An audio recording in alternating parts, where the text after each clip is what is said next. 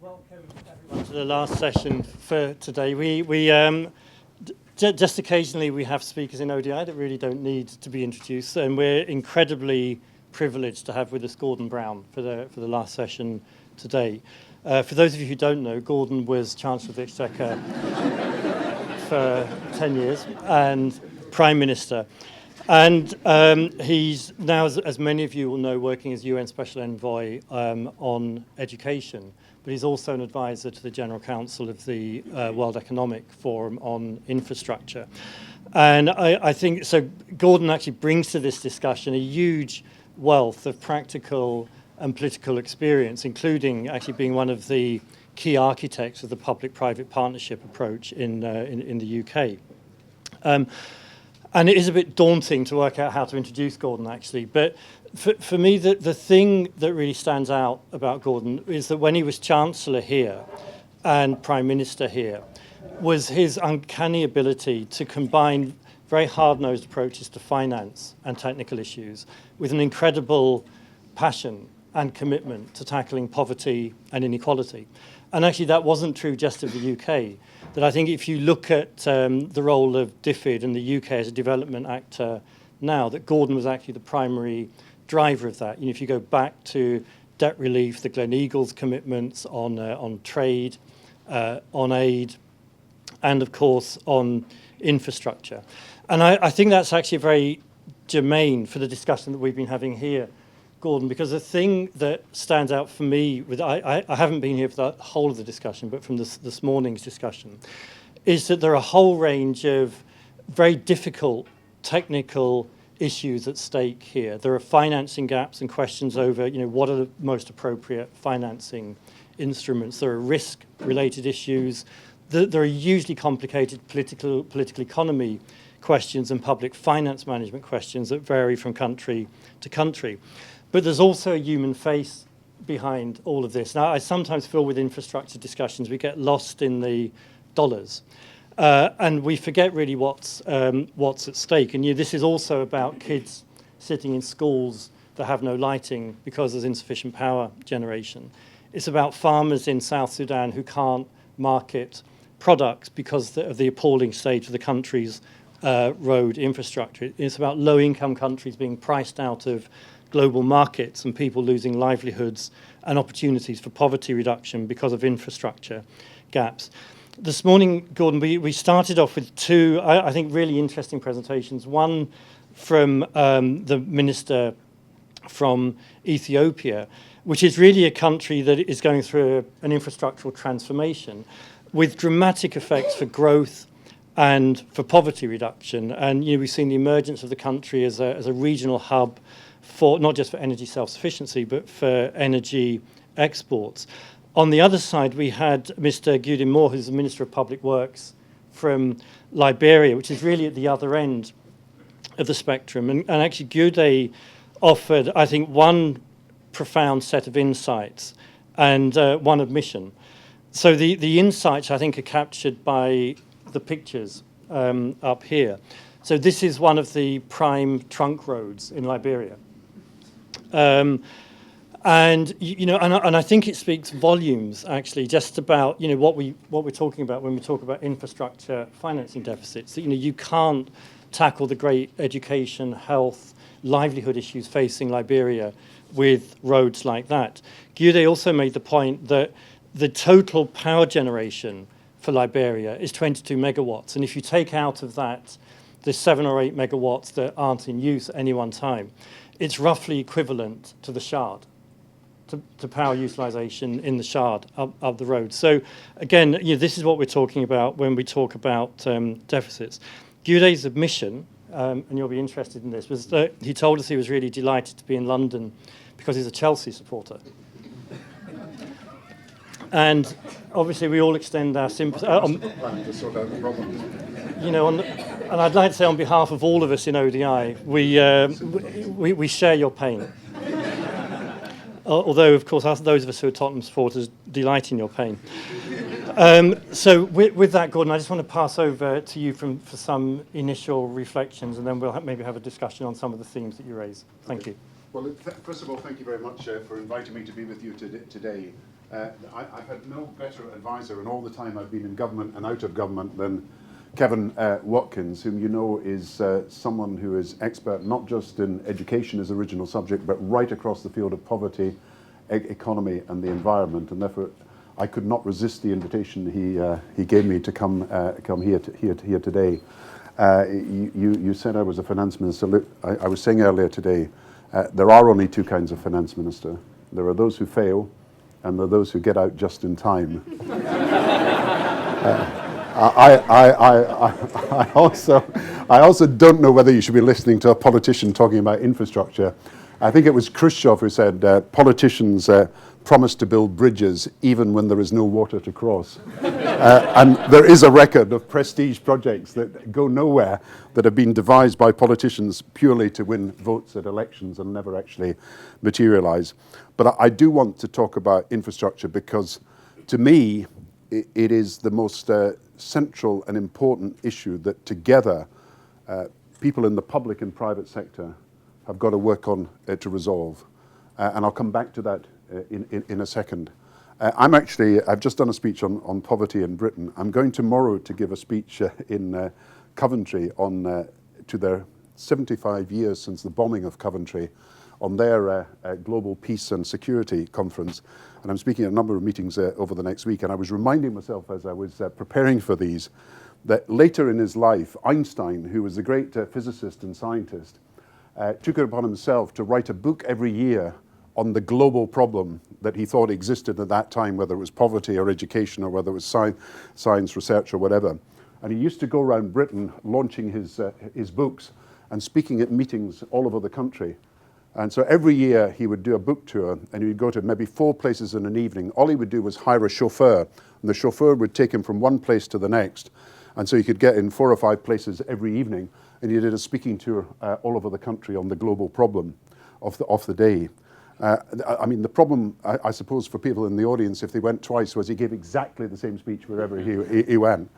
And one night, there was 2 of them there, the chauffeur and Einstein. The chauffeur said to Einstein, "Look, you're looking very tired, Mr. Einstein," because he was an old man. He said, "Look, I've memorized your speech by heart because you've given the same thing on so many occasions. I could go up to the rostrum and give this speech. Nobody would be any the wiser because they don't know the difference between what I look like and what you look like, because television wasn't, of course, a big thing 70 or 80 years ago." So Einstein was tired, so he decided he would sit in the audience where the chauffeur used to sit. The chauffeur would give the speech. The chauffeur gave the speech brilliantly, a 15-minute oratorical performance that Einstein had been giving everywhere about the state of the global society, sat down to applause, was about to walk off the stage, but suddenly the chairman of the evening decided that he would have questions. So the chauffeur was standing at the rostrum, forced to ask questions. And the first question, of course, because of Einstein, "Mr. Einstein, what is the relationship between your theory of relativity and quantum mechanics?" And the chauffeur is standing there completely rooted to the spot, doesn't know what to say. The whole game is going to be up when suddenly he hits on the answer. He said, "Ladies and gentlemen," he said, "this question is so simple and so straightforward. I'm going to ask my chauffeur to come up from the audience."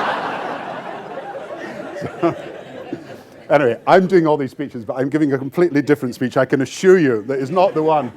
I'm not going to be talking about global peace or about British poverty. I'm going to be talking about infrastructure. And the reason I'm interested in this is if we are to deliver the Sustainable Development Goals, then we cannot do so without finding an infrastructure solution to the 700 to 800 million people who do not have water. You know, if we are to deliver the Sustainable Development Goals before 2030, or have any chance of doing so, then we cannot do so if we cannot find some solution to the problems of the 1.2 billion people who don't have electricity. And if we are to deliver the Sustainable Development Goals, we can't do it without the infrastructure that is necessary to get the 1.4 billion of people that we know do not have access to proper healthcare. And it goes on. Education, 500 million girls never finishing school. Environmental needs that have got to be met, which cannot be met without devising better infrastructure solutions for energy efficient infrastructure in the future. And go right across the board. So what we are doing and trying to do in this conference today is incredibly important. And really the paradox that we face all the time in this, and it's a terrible irony, is here we are in a world where interest rates are at their lowest almost in a century. And for 10 years, interest rates have not been raised in the United States of America. People expect interest rates to be low for the next 5 years. Surely the best time that you could devise for investing in infrastructure. And go through it. Savings are in surplus. There is a global glut of savings.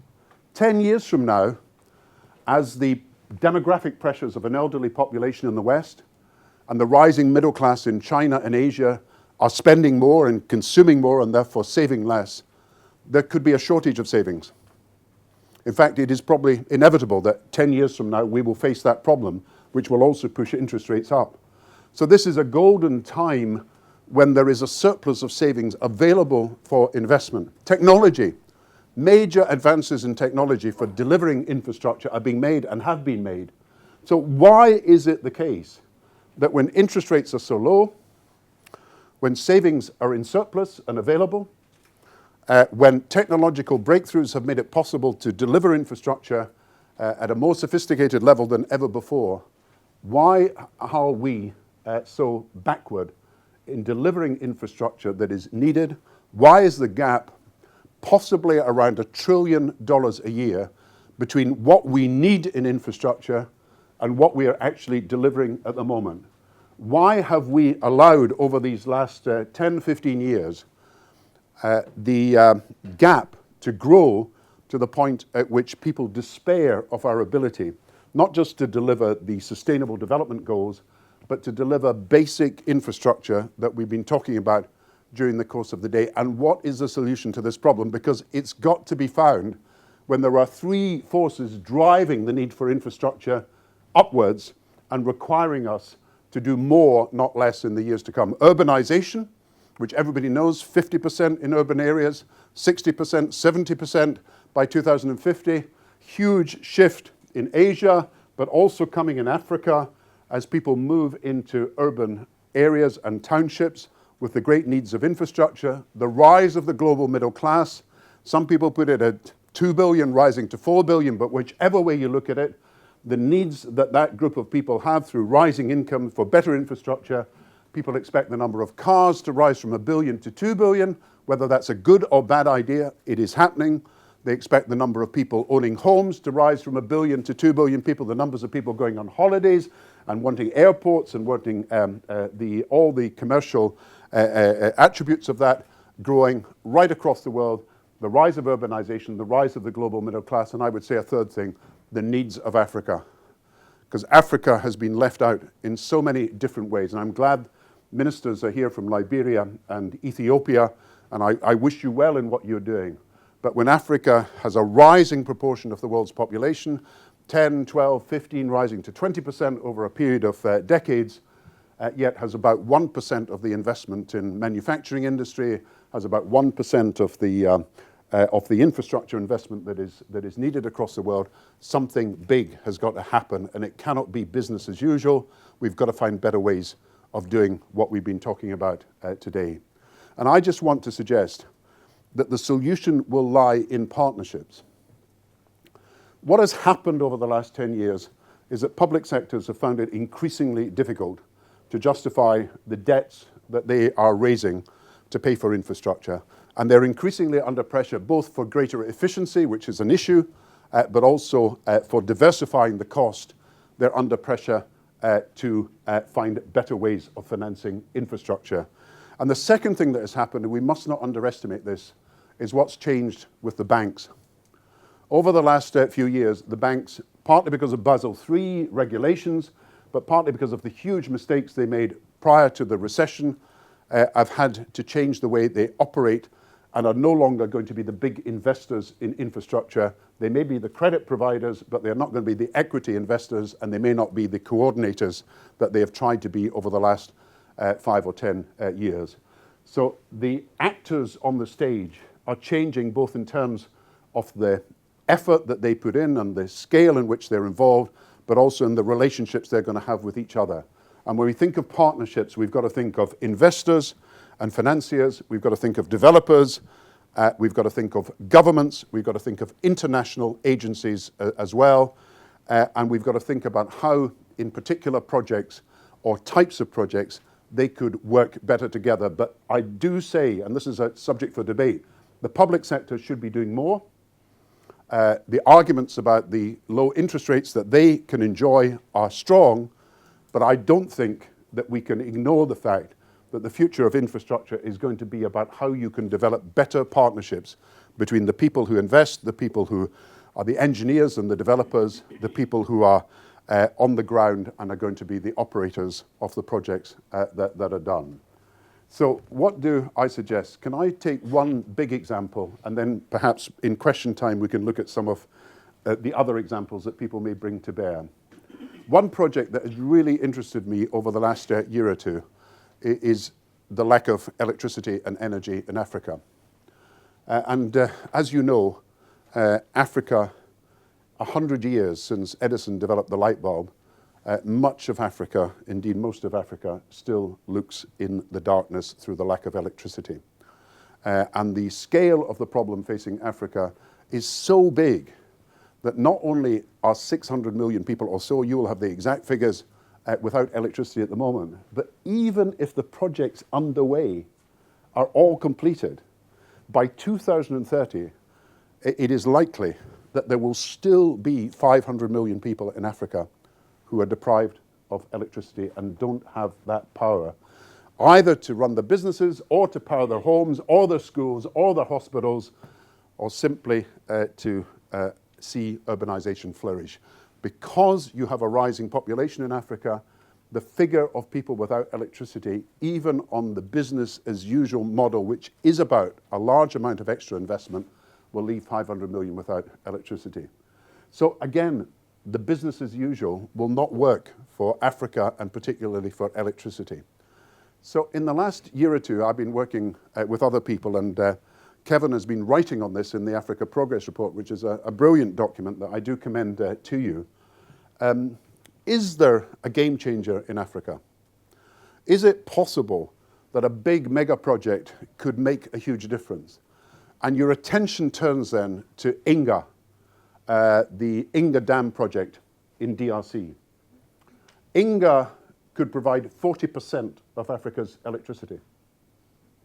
So Inga is the equivalent, I think, of 8 separate dam projects. Inga 1, 2 has happened and have not been terribly successful. I may say, and we'll come back to that.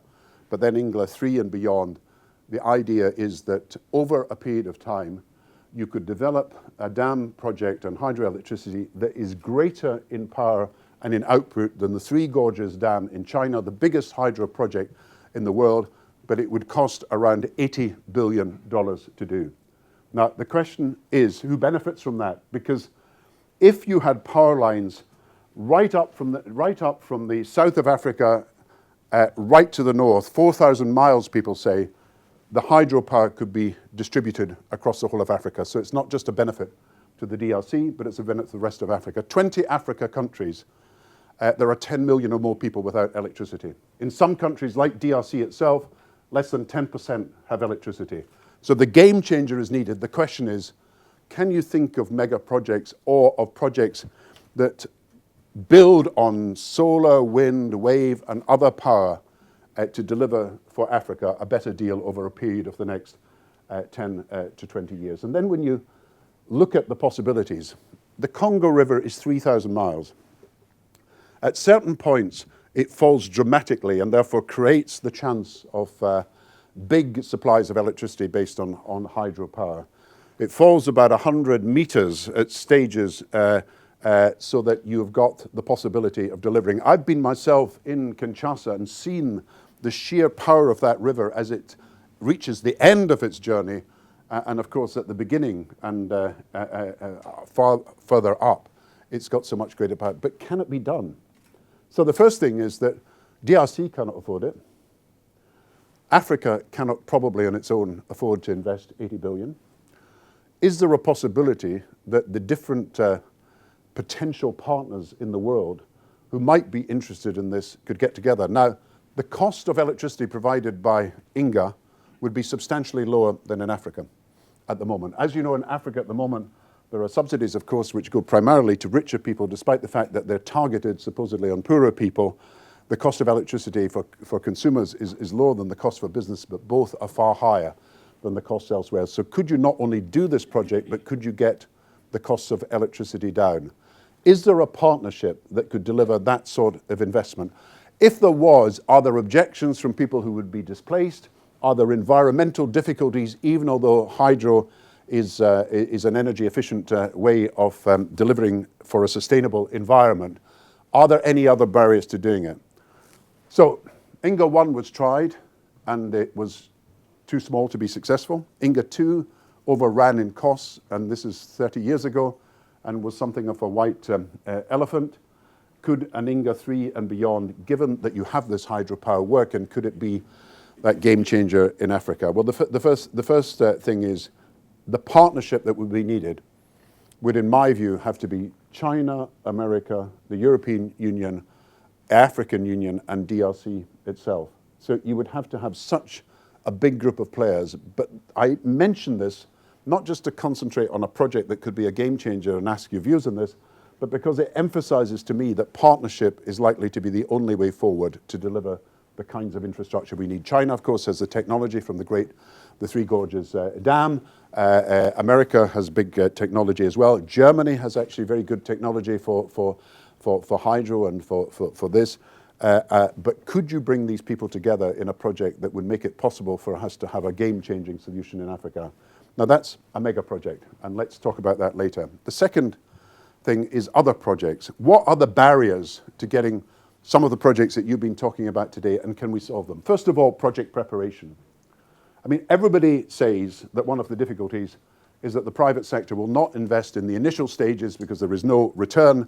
Can you find a way of constructing a partnership where there is a public sector presence in the preparation facilities, whether it's from the IFC, the World Bank, all the regional development banks, or simply from individual governments? My understanding is there is 100 or so project preparation facilities around the world at the moment. So they're developing in all sorts of different countries. But the sadness is that in most cases, they don't seem to be that successful at the moment. And we've got to look at what can be done. But there is no doubt we need to do better at project preparation. Then risk mitigation. If you are going to get your investors in, and if you're going to get a relationship between public and private sectors work, you cannot transfer all the risk back to the public sector, which is what some negotiators in the private sector want to do. And we found with the original public-private partnerships, they wanted to be part of it, they wanted to make a profit, and then they wanted to transfer all the risk back to us. And that's not the basis on which you can move ahead. But can you find a way where some of the serious risks are mitigated or minimized, and can we find better instruments for risk mitigation? There is the first loss facility that has been mooted by the European Bank for Regional Development, and that is a proposal that's going around the world at the moment, and it may come off. In other words, that people will invest, but they will be protected or insulated against loss, and it may be a first and second loss facility. There is a risk-sharing idea that has been formulated by the World Bank and the IFC, and this idea is that some of the areas where the risk is greatest share the risk with the areas where the risk is least.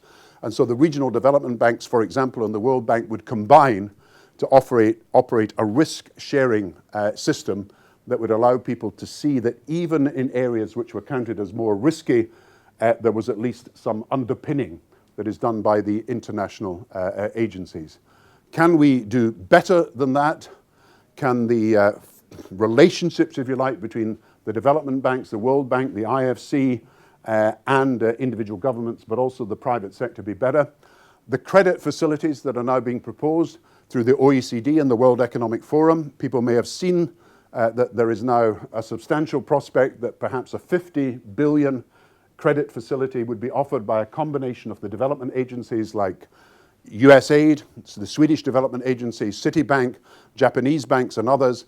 I think they've now got 30 potential investors into that credit facility. The problem, however, is that people are prepared to provide the credit, but if nobody's prepared to provide the equity and take the initial risk, then all the credit in the world may not make the difference to getting that project off the ground. So you can see that we have major issues that can be addressed. And I ask you this, is there any substitute to taking a big project or taking projects that we think are valuable, and systematically dealing with each individual risk and seeing if there's a public-private sector solution, public or private, but mostly public and private solution to these risks. Take the currency risk, then take the construction risk, then take if you like, the regulatory risk, the regime change risk, all the different risks that people are most worried about, because all the evidence done in a recent survey is that while the risks are thought to be great and perceived to be very high, in many of the emerging markets where people reject investment, they are doing so on the basis of information that actually is proved to be wrong, that in practice these are not as risky projects as they have made them out to be, and they come in on budget, the risks are dealt with, and they are generally successful because the pressures upon them to be successful are very high. So here then are, in my view, some of the problems that we've got to deal with. There is a trillion gap, at least, in the infrastructure needs of the world. That includes, of course, America, which has huge infrastructure needs. Anybody who watches Jon Stewart in America may know that he tried to do a program on infrastructure. He tried to make infrastructure interesting and funny. He found it quite difficult, I think, but proved that America had a huge infrastructure need. Europe has got a 230 billion program of infrastructure, including roads, rails, and links between the different countries of Europe, that it is trying to get off the ground, which is mainly a private sector investment that they're looking for, backed by the European Investment Bank and others. But then Asia, Latin America, Middle East, and Africa. And just remember this about China.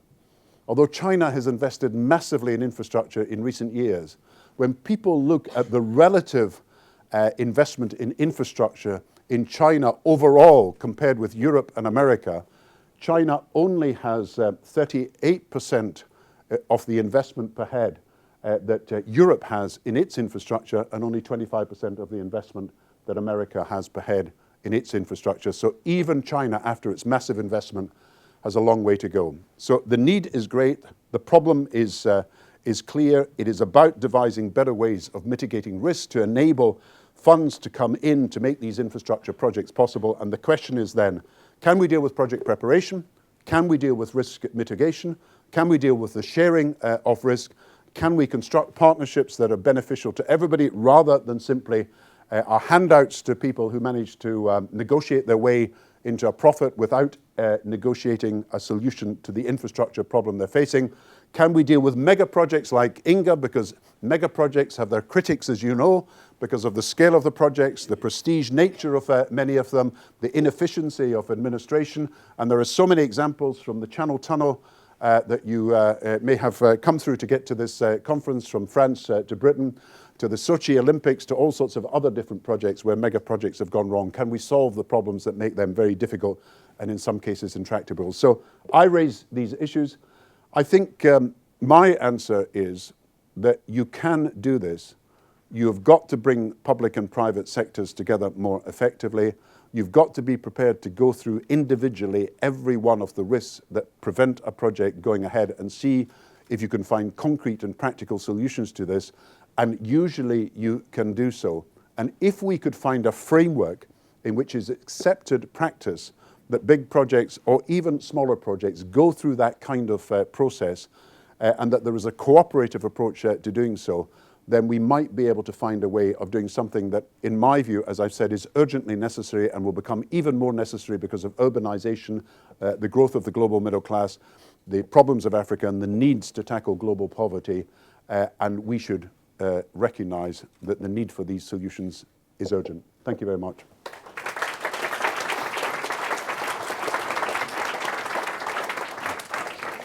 Thank you. Gordon, you made my job unbelievably easy, because not only did you give a brilliant speech that made infrastructure interesting and funny, so you could probably take over from Jon Stewart, but you also framed a set of questions that I think are very relevant for the debate here. What I'm going to do actually is I'm just going to go straight to the audience, because a lot of people here are very practically involved at a national level in these discussions. So let's start over this side of the room. Any questions on this side?